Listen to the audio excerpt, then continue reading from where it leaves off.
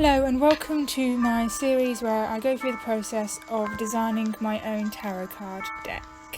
In the last video I completed the magician card, but after uploading the video I realised that I wasn't happy with the design, so I went back to it and cleaned up the lines and played around with the hue and saturation. Here it is, as well as added some other cool stuff. I'm happier with this one as the colours are closer to what you would expect for the magician card, and I just think it looks nicer, and I like all the magical swirls that I did and added and all that stuff. Onto the lovers. In the original card depicts two lovers standing naked beneath an angel.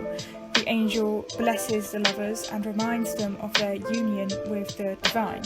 It represents conscious connections and meaningful relationships. The pencil sketch I did for this card was closer to this original idea.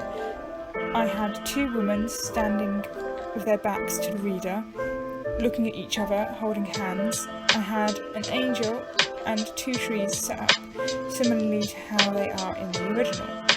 But when I took this concept to my laptop, I couldn't fit it on the 7x12 canvas, so I decided to rethink the design and for my choice of theme anyway. It would have made sense to rethink it because what I had before wasn't quite as alien as it should be. What you just saw me scrap was an idea I had. I thought it was going well at first, but then it just didn't. I couldn't really get the positions right, and I thought I'd be quite limited with the poses and the posing, but it was a nice thought, I suppose. This one has quite a short life as well, but in all the versions I had for this card and all the free sketches, well, I went through my ideas. I knew I wanted, I elected to have the lovers as the central focus because I knew that's what I wanted, that's how I wanted to position them. So I took some of the themes from the old and applied it to new, and you'll see how I do that quite soon.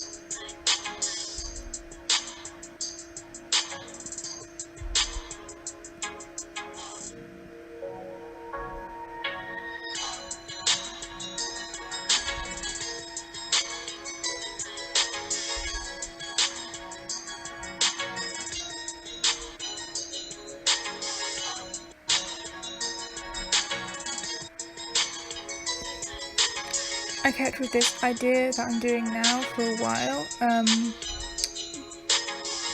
and I really liked how I drew the dreadlocks, but I felt the molten lava stuff the rock things were a bit too geometric or whatever, so I had to scrap it, and plus just wasn't original and stuff. I didn't really like it. When I took the sketch away, the lines looked a bit weird. This one that I'm doing right now, that you see now, is the one that I stuck with. This is the end game. So I took the old and applied it to better suit my theme. There was in the original tarot card, there's a burning tree on the right side with 12 flames on it. So I had the idea to make the lover on the right a fire lava monster, and I used an actual reference so I could do the molten lava skin cracking better. So use references because they are very helpful. And on the left side, I put the other lover, and I'll get to them in a minute. I thought I'd still put an apple tree in the background, but like an alien apple tree, because in the original there is an apple tree on the right side. So I thought I'd put an alien apple tree in there because I thought the trees were important. They were an important part of the tarot card. And I wanted to replicate the original imagery as well, and what the tree actually represented, because it's this whole thing about Eden and the forbidden fruit and stuff. And on the tree was a snake, so I thought I'd make the left lover a snake humanoid thing. So yes, that's that for now.